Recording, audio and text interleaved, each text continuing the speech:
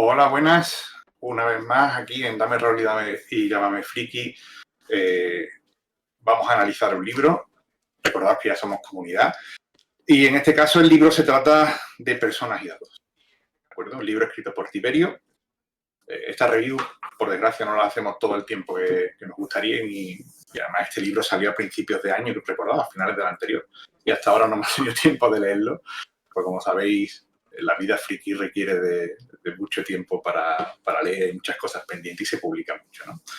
Pues recordad que además ya somos comunidad en Twitch, así que gracias por todas estas visitas y la confianza a lo largo de este año que habéis depositado en nosotros, y recordad que tenéis un vídeo anterior en el cual se explica qué se va a hacer en el canal en los siguientes meses, ¿no? Siempre es interesante, una pequeña hoja de ruta para que vayáis a echar un vistazo. En fin, sin mucho más, contaros que este libro para mí se trata de una obra fundamental de Tiberio. Se llama Personas y Dados, aunque vemos que en los créditos Tiberio realmente lo quiso llamar de Personas y Dados. El cambio del nombre seguramente es algo de marketing. La portada está muy chula. La portada se ve unos dados tirándose, una chica aquí leyendo un libro que pone rol, bastante bien. Y si no conocéis a Tiberio, es Jorge Coto Bautista. Él mismo se presenta aquí en la solapa como Tiberio. Ha trabajado como analista de juegos de rol en Ediciones Sombra y en HT Publishers. Y también es autor de juegos como Nobilitas, Trago y Mazmorra Roma. Y también ha hecho aventuras y ambientaciones como la Iniciativa Hood o la Leyenda de los Tres Puentes o el Lobo. Es alguien ya con un recorrido importante en esto del rol en español, ¿no? El propio libro es un libro que tiene 138 páginas, ¿vale? Se puede comprar en la propia de Publisher. Es curioso porque nos cuenta cómo diseñar un juego de rol, ¿no?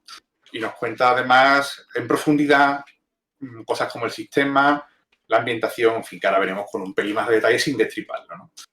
Es curioso porque cuando lo lees te das cuenta que sigue, él da una serie de consejos para aventuras y tal, sigue la hoja de ruta que él propone, ¿no? Que tienes un nudo, o sea, tienes una introducción, un planteamiento, un nudo, un desenlace y un breve epílogo. Curioso porque él recomienda hacer las aventuras así y el libro sigue la misma guía, lo cual bastante bien, ¿no? Deciros que a mí me ha gustado mucho. Para mí es una obra fundamental de este año. Hay muy poco en castellano sobre esto, por no decir prácticamente nada. Y aunque él cita una bibliografía, que luego hablaremos de ella, es cierto que para mí esta obra es fundamental en el sentido de que todo el que quiera empezar a hacer aventuras, ni siquiera a hacer un juego de rol, a hacer aventuras, le va a venir muy bien cualquiera de los contenidos que hay aquí. Algunos más, otros menos, pero en general todo el mundo aprende. Yo llevo más de 20 años de rol y a mí me ha enseñado bastantes cosas. Si llevas menos o eres menos experimentado, te va a enseñar incluso más. En general, ya os digo que para mí me ha gustado bastante y vamos a empezar a comentar algunas de las cosas más relevantes, en mi opinión, sin destriparlo. Pues yo creo que no hay que hacer spoilers sobre ello. Bueno, de todos modos, no hace falta deciros que es para crear juegos y aventuras y sirve para muchas cosas. Aunque él te diga que es una guía para diseñar juegos de rol, también te ayuda mucho a hacer campañas aventuras. A mí me ha convencido bastante, ¿no? Vamos a comentar un poco el índice. Él nos hace una pequeña introducción, como ya os he dicho.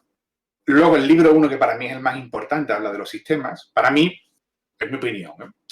Soy un fan de los sistemas y él pues te explica con muy buenas palabras y sin una matemática pesada, por no decir prácticamente ninguna, te explica cómo funcionan los sistemas, ¿no? Él da una lista de sistemas de juego, varios, que están bastante bien. Vamos, yo no he echado en falta ninguno, lo cual es una enumeración buena. Pues él te cita diferentes sistemas que os digo, son varias páginas, ¿no? Como el sistema Fate, el de Quinta, los OSR, Pathfinder, PBTA, en fin, cita un montón, los describe, te cuenta de qué va, lo cual siempre es interesante. Y ya te va introduciendo la parte, yo creo que la sección más importante del libro, que habla de la tirada, ¿vale? Dice él además someramente, no necesitas hacer una gran matemática para hacer un buen sistema de rol. Tan solo dominar algunos conceptos básicos. También es útil ser consciente de tus propias limitaciones. Sí, o sea, realmente no te hace falta una matemática muy grande. Hombre, si utilizas todos los dados, si te vas a un sistema muy complejo y tal, sí que te va a costar, tienes que ser un poquito de probabilidad. No es gran cosa, o sea, no te hace falta ser un maestro en matemáticas, pero lo que menos quieres es que cuando hagas una tirada, la narración, tu aventura se venga abajo, ¿no? Entonces, en este caso, Tiberio acierta dedicando mucho tiempo a la tirada. Es un capítulo que él dedica completamente a la tirada. Yo creo que acierta, explica muy bien qué es una tirada y por qué es importante, porque al final muchas veces, salvo que hagas juegos de rol que apenas requieran tirada, prácticamente ninguna, al final la tirada es lo que va a determinar el azar, la fortuna de tus personajes, ¿no? Ahí poco puedo decir. Yo creo que aquí Tiberio acierta de pleno dedicándole mucho tiempo a explicarte qué es una tirada curva, qué es una tirada lineal, y por qué esto importa. Realmente él no lo dice explícitamente, pero sí la tirada va a elegir el tono de tu juego, ¿no? Si lo diseñas. No es lo mismo una tirada que tenga un azar muy alto a que tenga una tirada que tú saques con facilidad, ¿no? Cuando tú tiras, al fin y al cabo, vas a tener ese complemento de azar, ese complemento de ese ingrediente de desconocimiento, de inquietud, que pasaron en el lado, tal. Al final la tirada añade mucha emoción, ¿no? Y elegir un sistema correcto para tu juego es importante. Y en esto Tiberio acierta, lo explica muy bien cómo es una tirada, te explica cómo es la suma de dados, te explica diferentes formas de tirar dados. Recordad, seguro que habéis jugado varios, hay sistemas más estables, menos, unos que se prestan más al heroicismo. Si tiras un solo dado, de los más típicos, pues si un dado de 20, pues tienes un 5% por cada cara, ¿no? Está claro que no es lo mismo que tirar un dado de 6, tiene una probabilidad menor, o un dado de 10, ¿no? El propio juego y la propia tirada, él te invita a que juegues un poco con la matemática sin ser pesado, ¿no? Bastante bien. La verdad es que es un tema difícil de tratar, es un tema vital, yo creo, en todos los juegos, y él acierta en este capítulo a la hora de dedicarle bastante tiempo. Muy bien por Tiberio, yo creo que explica bien las medias, explica mejor la granularidad y hay un momento en el cual te habla del peso de la tirada, que es lo que os estoy comentando yo. Y os leo textualmente. Comparemos ahora Pathfinder, un juego con alto componente táctico, con los juegos OSR, que buscan una mayor sencillez. Bueno, esto a lo mejor es discutible, pero bueno. En ambos casos la tirada se realiza con un D20, pero en el primer caso los modificadores habitualmente alcanzan el más 10. Efectivamente, en Pathfinder puedes llegar a tener más 10 en la tirada. En un dado de 20 estamos hablando que la mitad del dado ya lo tienes en bonificador. O sea, si tienes que sacar un 15, solo tendrías que sacar de 6 o más en un dado de 20, que es relativamente fácil. Luego te sale el 1, ¿no? Pero en principio, inicialmente es correcto, ¿no? Mientras que en el segundo juego, en el OSR, raras veces superan el más 3. Por lo tanto, la importancia del dado, el peso de la tirada es muchísimo mayor en el OSR que en el Pathfinder. Y esto vuelve el juego más azaroso y más heroico también. O sea, es más satisfactorio cuando sacas una tirada que no esperabas sacar que cuando es una tirada que para ti es un habitual, ¿no? Un chequeo habitual. Muy bien, él también explica cómo deben de ser de dura. Me enseña un poco una página, cómo debe ser de dura. Están muy chulos los dados. Cómo debe ser de acercarlo un poco más. Él da unos porcentajes aquí sobre cómo no se ve bien en la cámara, pero que sepáis que él explica una ambientación, cómo deben ser las tiradas más o menos aproximadamente, según sean un grupo novato, un grupo intermedio de jugadores o un grupo experimentado. Y la verdad es que bastante bien. Yo creo que en este caso está bastante bien tratado, ¿no? La tirada le dedica aproximadamente unas prácticamente 16 páginas a explicar un poco la matemática y el sistema de juego. Muy bien, yo creo que es lo correcto. A mí me gusta mucho. He aprendido cosas que, aunque ya las sabía, me han venido bien para ponerlas en orden, ¿no? Entonces, esto es como cuando conoces un poco de todo, pero a la hora de ponerlo todo en claro, pues te queda bastante bien, ¿no? Luego él sigue hablando del sistema y habla de los aspectos, de que es una mecánica que inventó HeroQuest, efectivamente, que está, digamos, que se ha popularizado luego con Fate. No voy a dedicarle mucho, yo deciros que él lo tiene en cuenta. Para mí no es tan importante, pero es verdad que existe, ¿no? Y te sigue hablando de la probabilidad, de cómo encajar el combate en las aventuras. El combate al final, como él menciona, es un espacio dentro del juego y efectivamente muchas veces puede llegar a romper la dinámica de la aventura, o no. Yo personalmente, y él también lo hace, siempre suele poner un combate al final, por lo menos, ¿no? Al final, un juego de rol no deja de ser una aventura heroica muchas veces, al menos como lo entendemos los más veteranos, y él también más o menos incluye eso, ¿no? Pero también recordar que él te deja claro que si vas a meter mucho combate o menos, depende a quién se dirige el juego que vayas a hacer, ¿no? O la aventura que vayas a hacer. Poco más puedo deciros de aquí. A mí me gusta cómo trata bastante las reglas, qué reglas debes tener. Él trata mucho las mecánicas sobre su sistema, ventajas, desventajas, cómo son las reglas sociales, si debe haberlas o no. El juego recordado, en D&D tercera había una tirada de encuentro con carisma, ¿no? A ver cómo se comportaban los personajes y el encuentro que tenían, ¿no? Él pues tiene una serie de pautas para seguir con este tipo de cuestiones. Poco deciros que trata bastante bien este tipo de sus sistemas. A mí me gusta cómo lo trata. Te habla también de los movimientos de PBTA, que no deja de ser una forma de resolver situaciones, que puede implicar una tirada o no, como ya sabéis. Y bien, la verdad es que trata bastante. Luego no podría pasar, antes de pasar a los siguientes capítulos de ambientación y tal, en el primer capítulo de reglas, ¿vale? Él da unos consejos generales. Hombre, no se los voy a destripar porque son consejos que para mí me han resultado muy fundamentales y muy interesantes, pero sí voy a hablar de uno en concreto, que es mete la ambientación y el tono en el sistema. Leo textualmente de su libro. Es muy importante que las reglas de tu juego recuerden constantemente la ambientación. Efectivamente, yo también aquí acierta recordando, luego habla, más adelante en la ambientación vuelve a hablar de esto, y es importante tener en cuenta que no todos los sistemas pegan con todas las ambientaciones. Un sistema no deja de ser una representación de la probabilidad o la realidad a la hora de resolver. En fin, son reglas que explican cómo debe interactuarse con el espacio, con lo que has creado, ¿no? Con el mundo que has creado y tal. Las propias reglas deben recordar la ambientación, deben estar adecuados, ¿no? Hablaremos más adelante de ello, sobre todo en ambientación, porque es muy importante. Al final, si solo quieres tirar dados, hay muchos más juegos para ello, ¿no? Y aquí Tiberio también acierta de pleno a la hora de recordar esto, porque hemos recordado juegos que tienen una ambientación genial y que el sistema es desastroso, ¿no? Y hace que no quieras jugar, ¿no? Al final te lees el libro y nunca juegas, porque es que sabes que nunca vas a disfrutar, ¿no? Poco más de decir de las reglas, ¿vale? Él trata, y cuando él te dice a quién debes dirigir tu juego, toma conceptos ya bastante conocidos, como que es un juego kiwi, un juego fresa.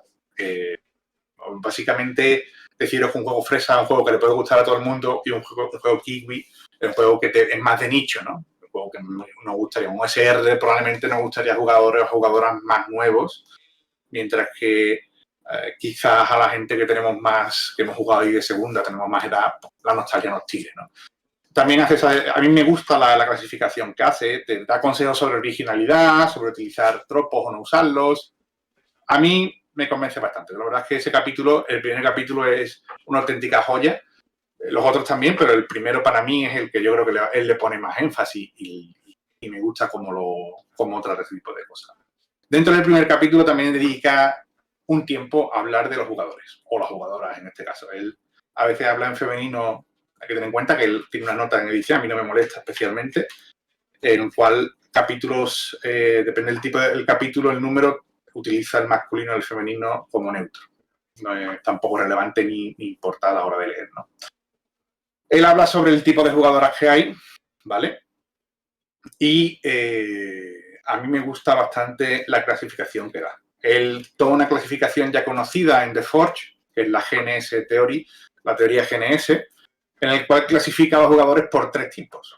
Los jugadores gamist, podemos traducirlo como ludista, va a traducir como ludista, que son los que disfrutan pues, de resolver puzzles, les gusta el juego de estrategia, gestión de recursos, tal tipo de jugador. Los jugadores narrativistas, que son aquellos que disfrutan la narración y la evolución de los personajes. Y luego, según esta teoría, que se publicó en The Forge.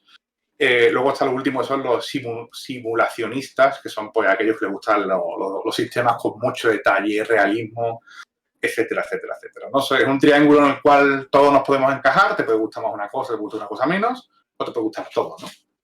Evidentemente, él te da una serie de reflexiones propias muy acertadas sobre la agenda narrativa y demás, y yo os aconsejo leerla, ¿vale? Yo os aconsejo leerla porque también habla como son los grupos de...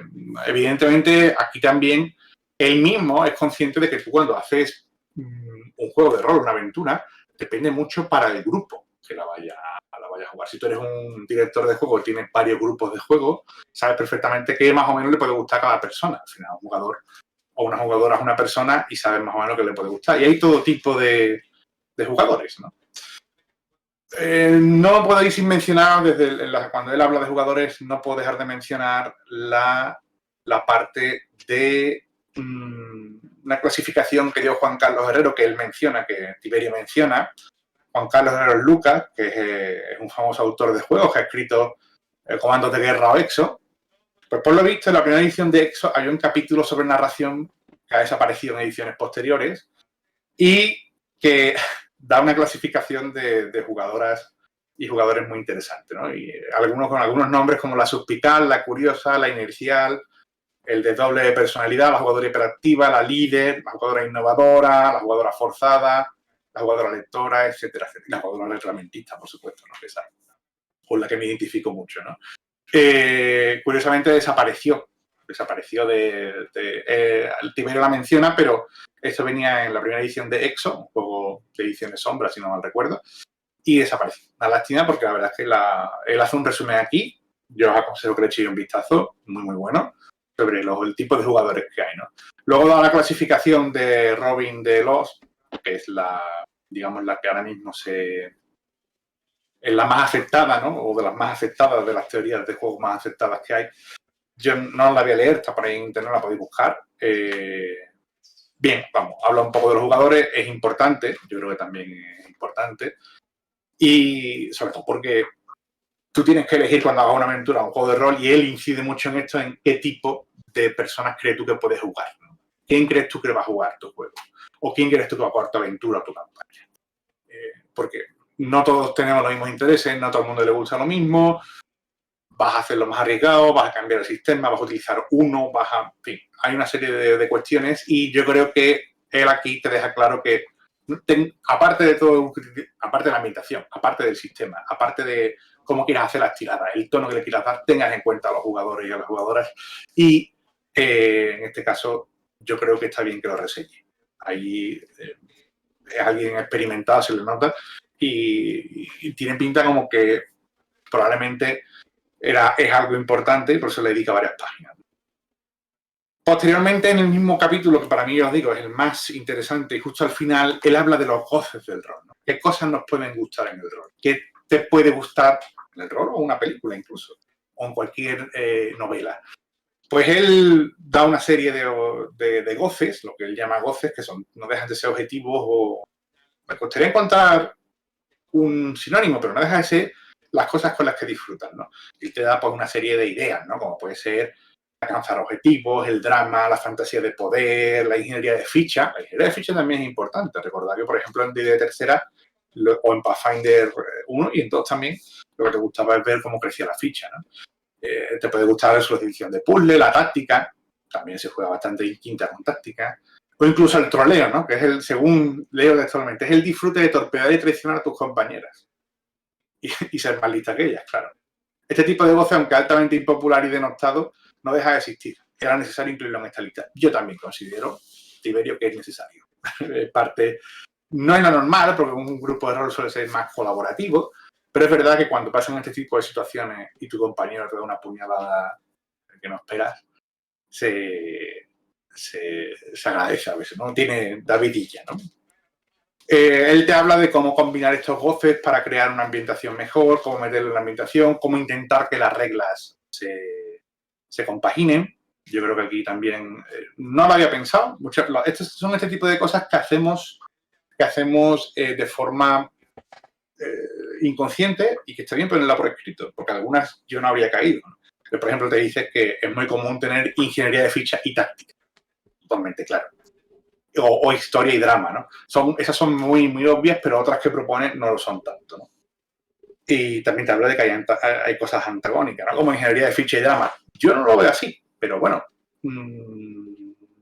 es verdad que es más complicado de encajar y puede ser que fracases. En eso hay que ir con cuidado, ¿no? Bueno, luego dedico un tiempo al testeo. No voy a deciros mucho. Solo deciros que es un juego de rol debe probarse. Sobre todo los sistemas más complejos o las aventuras que salgan un poco de la norma. Lo normal es que lo pruebes antes de hacerlo, plantees un pequeño trozo. Muchas veces no necesitas, no necesitas probarlo completamente todo, sino simplemente probar las partes que tú crees que funciona peor y tal. Esto en cuanto al capítulo 1 que él llama libro 1. El libro 2 trata sobre ambientación. Aquí nos vamos para menos, ¿vale? Pero deciros que él da una lista completa de ambientaciones, muy completa, de hecho, algunas como acción terrorífica, alta fantasía, ciencia ficción dura, cyberpunk, transhumanismo, espada y brujería, fantasía árabe o persa, fantasía oscura, fantasía histórica, histórico, horror, parodias, mechas, mentalidad de otros tiempos, en fin, novela negra, oriental. Da una lista brutal y además habla de todas ellas y lo hace muy bien y pone ejemplos de juegos en la que está, ¿no? Pues, por ejemplo, voy a leer una, simplemente como prueba, tampoco quiero mechas, que para mí es de las que más me gusta. Estas ambientaciones tienen como punto principal el uso de robots gigantes que se enfrentan entre sí o luchan contra criaturas alienígenas. La configuración y mejora de los mechas es una de las partes fundamentales de la temática. Tenemos ejemplos de esta ambientación como en Robotech, Heavy Gear o Mech Warrior. Sí, y también Cthulhu Tech y otras más. Él cita 3 o 4 siempre y te cuenta de qué va cada ambientación, ¿no? Muy bien, es una lista enorme. Yo no he echado en falta ninguna. Las tiene puestas por orden alfabético, ya os digo, son bastantes páginas. Está bien porque hay juegos que yo no conocía y la verdad es que me ha gustado bastante ver la lista, ¿no? Bien, la verdad es que es complicado hacer una recopilación de todas las ambientaciones posibles, ¿no? Y creo que aquí no he hecho en falta ninguna. Luego, él tiene un capítulo de que si vas a crear una ambientación, te da una serie de consejos, ¿no? Para mí, sí, o sea, yo soy muy de crear ambientaciones y la verdad es que coincido en los consejos que da. No son muchos, o sea, 1, 2, 3, 4, 5, 6, 7, tampoco te hace falta más. Todo el mundo conocemos de qué va una ambientación. De hecho, él da por hecho de que sabéis lo que es un juego de rol.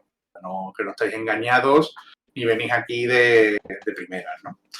No voy a decir mucho más de la ambientación, es un buen capítulo, es menos extenso tal vez que el anterior, no en cuanto a contenido, porque sí que describe cada ambientación de forma muy, muy interesante, no se deja nada, a mí disfruté leyéndolo. Y en el libro 3 ya hablamos de la creación, ¿no? Se llama libro 3, crear una aventura para un juego de rol, ¿vale? Pues no deja de ser. Y nos dice la introducción que voy a leer textualmente. A no ser que se trate de un juego que prime mucho la improvisación, tu juego necesitará aventuras. Yo soy de la opinión que las aventuras deberían estar en formato digital, pero soy un bicho raro. La inmensa mayoría de las roleras consideran que todo manual debe tener al menos una aventura para cogerle el tono al juego. Pues sí, o sea, sí, debe tener. O sea, yo manual agradezco mucho que tenga una aventura al final o que te regale una aventura digital o algo que complemente al libro, ¿no? La verdad es que cuando estás fuera del libro es como que echas algo en falta. Yo considero que sí, es una aventura que esté muy ligada a la ambientación, ¿no? Vale, empezamos en una posada y, bueno, ahí es verdad que yo sí que también la he hecho de menos, Tiberi. Sí. Sigo leyendo. No es necesario que sean aventuras muy largas, pero sí deben captar bien el espíritu del juego. No deben parecer aventuras que podrían valer para cualquier otro juego. Efectivamente, lo que ya he comentado. Si me hagas un juego de rol, dame también una aventura que sea de ese juego de rol. Que no sea, estáis en la posada y entra un extraño, ¿no? Y empezáis una pelea. Por favor, un poquito más de historia, ¿no? En este capítulo te habla cómo crear una aventura y una campaña también. Te da una serie de ideas. Él describe unas fases secuenciales a la hora de tal, da incluso enlaces a YouTube sobre charlas de cómo utilizar viejos trucos literarios y tal.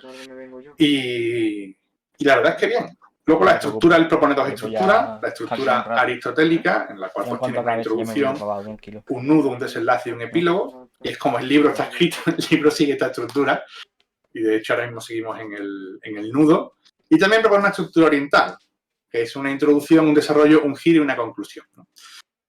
También te da consejos de cómo meter las escenas de combate dentro de las estructuras, ¿vale?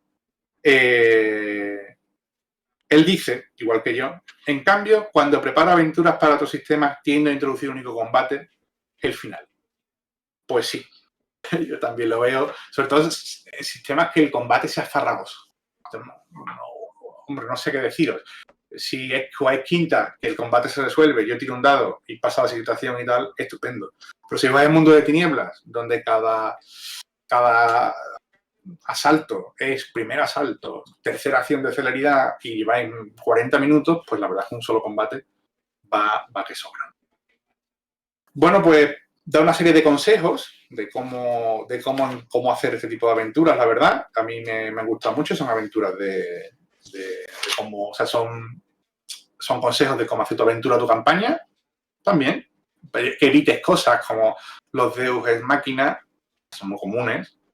Al final te quedes atorado, ¿no? Y sea el máster con un giro espectacular quien te lo aparece un dios, ¿no? Y lo arregla todo.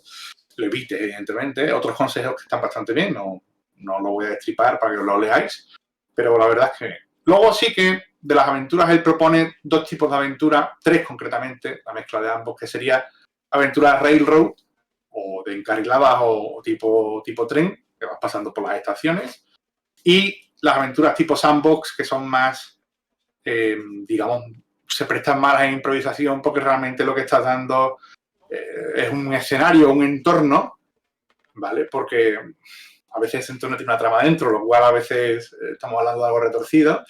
Y digamos que en una aventura railroad, como él la define, bueno, que por cierto hay bastante polémica con esto, porque bueno, la gente se ríe de ese tipo de aventuras, pero al final todas son así o casi todas.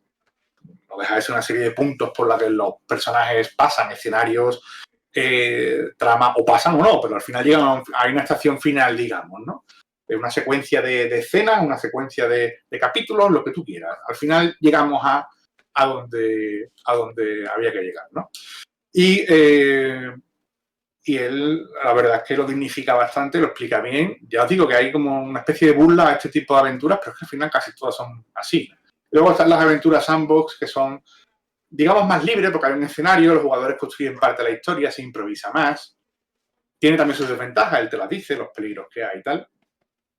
Bien, la verdad es que este capítulo está bastante bien. A ver, yo es algo que ya más o menos sabía, pero verlo por escrito te ayuda muchísimo por ejemplo, si os acerco un poco a la de esto, veréis que pone errores más frecuentes, estará inverso, pero bueno, él te explica qué errores más frecuentes se cometen en este tipo de aventuras, ¿no? Y bien, la verdad es que bastante bien. El capítulo este de cómo crear aventuras para juegos de rol, a mí me ha sido muy útil. Me ha dado cosas que ya sabía, otras que no, y algunas que ya sabía, pero nunca me había dado cuenta que eso realmente podía conducir a un fallo, ¿no? O podía conducir a un problema. Bastante bien.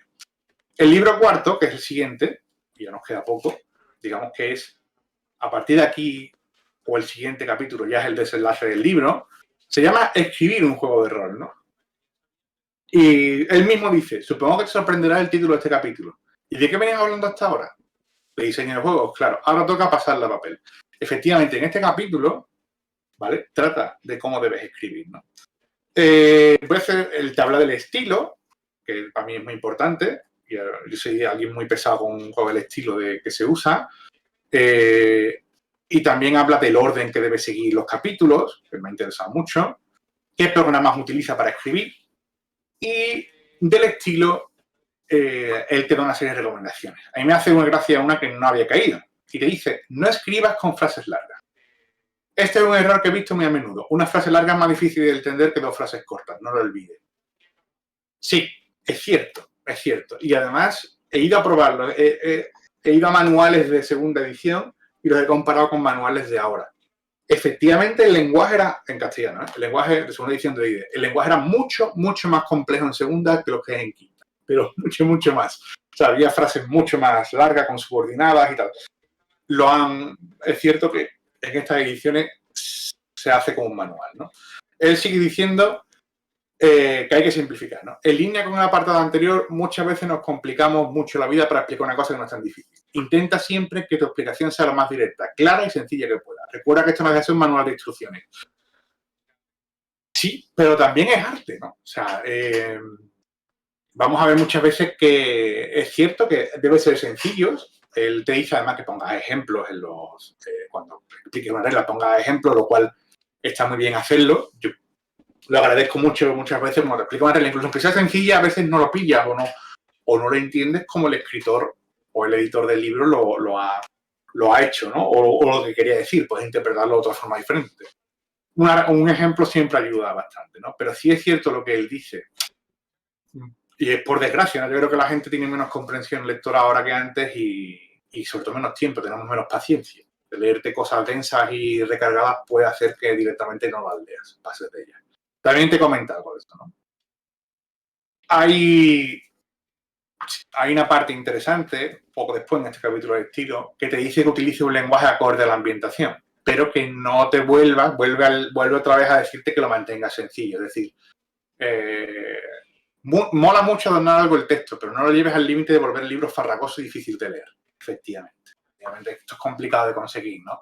En Shadowrun, que lo tengo por aquí, si vemos su lenguaje, pues hablan como de la calle, está en inglés, por cierto, tiene un inglés muy de la calle y tal, y es el ejemplo perfecto, porque tienen argot, pero se lee bien. Bueno, se lee bien. Si sabes buen inglés, si no, pero vamos, se lee bien, no es complicado. Es sencillo, como el propio Tiberio habla, ¿no?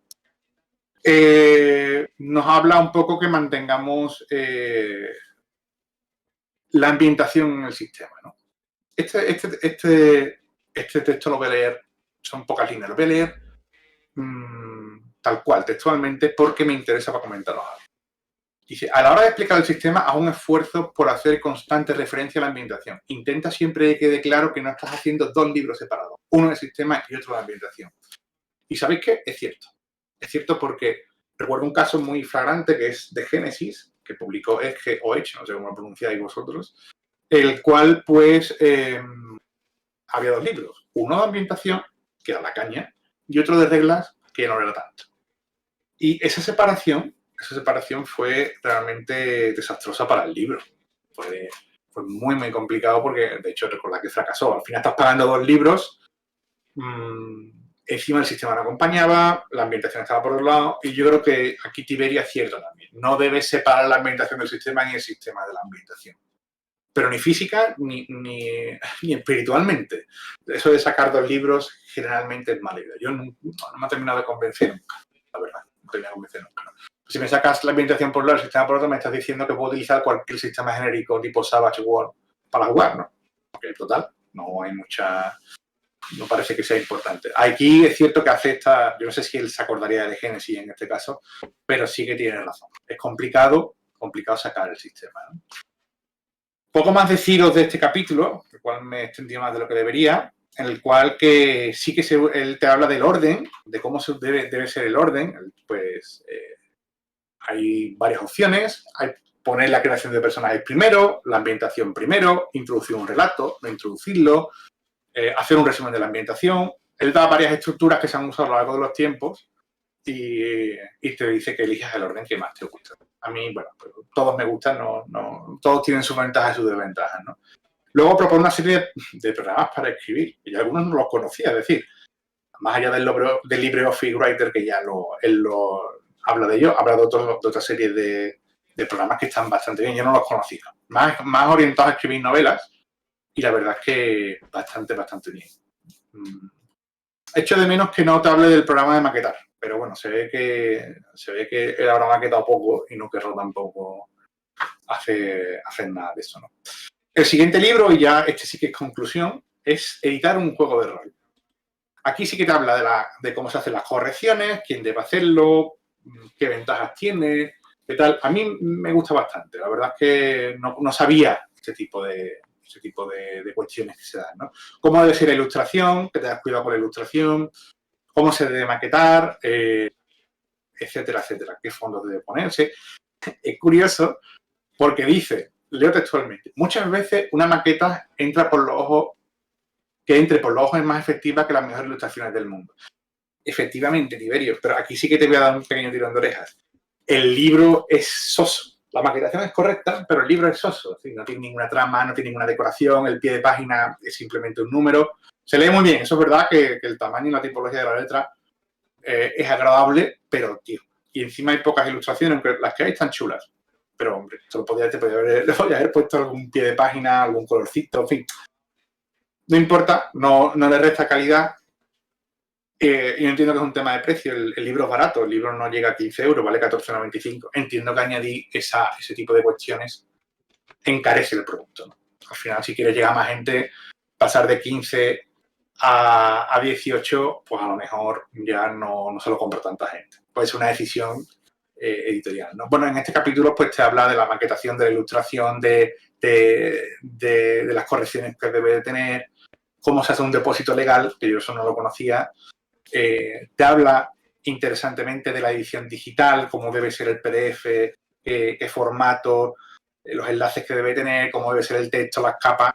Te habla también del formato de PUB móvil, bastante bien. Y también te habla de la edición física, de cómo se imprime, de dónde se imprime, el papel que se usa, el encuadernado, tal, se utiliza blanco-negro. Muy bien, la verdad es que el libro de ese capítulo es realmente cómo se publica, si tú quisieras publicar, ¿no? Y ya para terminar, él nos habla cómo vender el libro, ¿no? Te habla de cosas como los royalties, cómo fue el contrato, cómo se puede distribuir, cómo se llega a las tiendas, etcétera, etcétera. Está bien, o sea, él sabe del negocio bastante. No son capítulos largos, pero, oye, yo no tenía ni idea. La verdad es que me han gustado bastante, ¿no? Y aquí acaba el libro. Precisamente los dos últimos capítulos aquí estamos hablando, si leemos el libro, te habla un poco de la introducción, te habla del sistema, te habla de la ambientación, posteriormente ya sí que te habla pues de cómo crear tu aventura, de cómo escribirla, de cómo editarla y de cómo venderla, el proceso completo. Por eso digo que seguía la misma estructura que él planteaba, una introducción o un planteamiento, el nudo, el desenlace y luego hay un breve epílogo, el cual está aquí al final y lo primero que te advierte es que vas a sufrir críticas, y críticas crueles, ¿no? Dice él en su epílogo, he querido dejar fuera de la obra algo que me temo cada día es más importante, y es que debes saberlo. Te van a criticar, mucho. Van a ser duros y crueles y les va a importar un poco tu cariño, tu esfuerzo y tu amor. Esto es así, es mejor que te prepares para ello. Es algo que todos tenemos que sufrir y que debemos asumir como algo que forma parte del trabajo. Efectivamente. O sea, la gente no valora el trabajo de los demás. La verdad es que en eso le doy la razón. Hay muchas críticas que he visto en foros y tal, muchas veces que es una crítica a todo mal. Hombre, pues alguien que le ha dedicado su tiempo a un juego, a construir algo, ya sea o a editar un vídeo o hacer una aventura y tal, te podrá gustar más o menos, pero eso tiene un trabajo detrás que debe ser reconocido, ¿no? Igual que este libro. A mí personalmente me ha gustado mucho, creo que es una de las obras del año. Para mí ha sido un gusto leerlo y tal. Y bueno, el siguiente epílogo, y esto es cierto, te dice que el rol va a cambiar para siempre. Cuando empiezas a escribir rol de forma seria, a partir de este momento, cuando cojas un libro, o sea, cuando tengas un libro entre manos, de cualquier editorial, lo primero que vas a mirar es, ¿está bien maquetado? ¿Cómo es la estructura? ¿Hay un relato? ¿No lo hay? ¿Hay aventura al final? Cuando te lees este libro, es verdad que ya miras los libros de otra forma, ya buscas esa parte de que te han contado cómo debe ser bueno, cómo no debe ser, ¿no? Eso es cierto. Y luego al final da una bibliografía bastante interesante. Solo voy a mencionar uno de los libros que se llama Explora, de Jordi Morera, que lo tengo pendiente de leer, que habla sobre cómo hacer un buen sandbox. Y él menciona otros, bastante, o páginas incluso. Y he de deciros que la verdad es que la bibliografía pequeña, él nunca, o sea, si estás acostumbrado a leer textos académicos, ensayos, que están totalmente llenos de citas, él hace citas, pero no las reseña como un libro, porque él nunca lo ha pretendido, te lo dice al principio. Esto es un libro de opinión, esta es mi experiencia, esta es todo tipo de evidencias mías y no es un texto científico ni lo pretende, vamos. Tampoco está muy bien, ¿eh? O sea, no se puede decir nada. A mí me ha gustado mucho. Ya os digo, para mí es una obra fundamental. Todo el que quiera escribir de forma más o menos ordenada o ni siquiera profesional, sino de forma semiprofesional, debe acudir a un libro así. En castellano, por desgracia, hay poco. De esto, yo recuerdo así, hay técnicas de interpretación, hay técnicas narrativas, hay formas de escribir una novela, tal, pero guías de escribir un juego de rol, el libro, no he visto. En los canales, algún canal de YouTube, así sí que he visto técnicas narrativas, que las puedes extrapolar con facilidad. Hay por ahí un taller de dirección de juegos, no recuerdo ahora quién lo hacía. Él lo cita, por cierto, si lo busco. Es de Despertalia. Vale, pues el canal de YouTube de Despertalia sí que hay 5 horas de dirección de juegos de rol. Pero de creación, yo creo que es el primer libro que tengo entre manos. Es buen libro. Se nota que hay intención, que es alguien experimentado, es alguien del negocio. Yo lo recomiendo, incluso aunque no vayas a crear juegos de rol, simplemente vayas a hacer aventuras o campañas, te va a venir muy bien cualquier ayuda, ¿no? Pues nada, poco más puedo deciros. Yo le aconsejaría, hay cosas que me gustaría preguntarle a Tiberio personalmente, no lo conozco, oye, ¿por qué esto? ¿Por qué tal? Os lo pasará, como toda obra siempre puedes tener un debate, un diálogo con el autor, ¿no? Oye, ¿por qué esto sí? ¿Por qué esto no? Pero ya os digo, en general a mí me gusta mucho. Es un libro muy, muy interesante, está bien editado, no tiene grandes... Hay alguna falta de ortografía como en todos lados, eso es... Te lo encuentras hasta en 100 años de soledad, no te lo vas a encontrar aquí. Está bien, ya os digo, no es un juego, no es un libro que os vaya a dejar indiferente y cuando hay juegos os va a dar la sensación de que vais a recordar, cuando hay juegos o aventuras, vais a recordar mucho lo que os ha contado. Así que poco más puedo deciros. Gracias por escucharnos o por vernos y si tenéis alguna cuestión dejadlo en los comentarios y lo contestaremos lo antes posible. En fin, muchas gracias a Tiberio por esta hora y espero que escriba más. Si no haga una edición nueva, más ampliada, que escriba más de cada uno de los capítulos. La verdad es que sí que a mí me ha resultado interesante y estoy seguro que a mucha gente también. En fin, pues nada, un saludo y nos vemos otro día.